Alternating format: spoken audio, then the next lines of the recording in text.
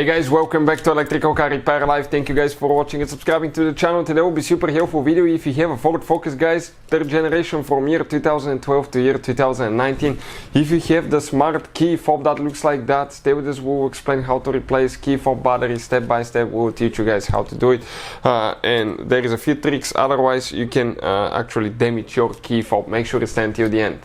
Before we start, let me tell you a little bit about us, guys. Every single car we get here at the garage, we try to make at least 200 to 300 free repair videos, absolutely free. Why we do that? Because our mission in the shop is to save you as much money as we can. All we need in return, please subscribe to the channel, like the video.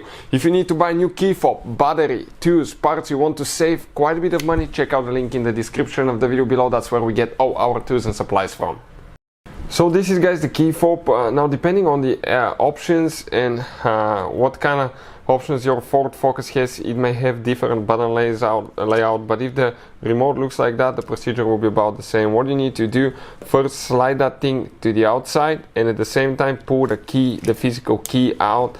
Now always check when you buy a used one. Ours wasn't cut, so we need to go take it to the dealership to cut the key, because if your battery dies, you will not be able to unlock the door. Otherwise, I mean, we still open it, okay, we still open the car through the hood without a key. If you want, you can check out the video how to open a hood that is stuck on Ford, and it will teach you guys how to do that if it ever happens to you.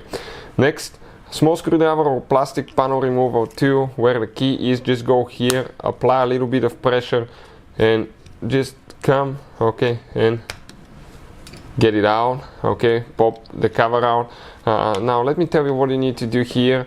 Wipe all the dust and fuzzies that you have here and here, so later everything can reseal correctly. Make sure that the right here the circuit board is in these two little holes and right here, so it's fixed in place when you're ready to close it. And here, guys, now you get a small arrow, and right here we're going to go ahead, pry the battery out. It comes out on this side. Then we're going to get the new battery, okay, and there is a spring that contacts, then I think this is the positive side of the battery, so we go in an angle like that and then you press it down. All we have to do later, just align everything really good, make sure it's aligned. Don't press on the bottom the buttons because it will push the circuit board up, okay. So let me make sure that everything is aligning, because otherwise it will not fit. Perfect. And last step, install the key. So that's the whole procedure. Thank you for watching and see you next time.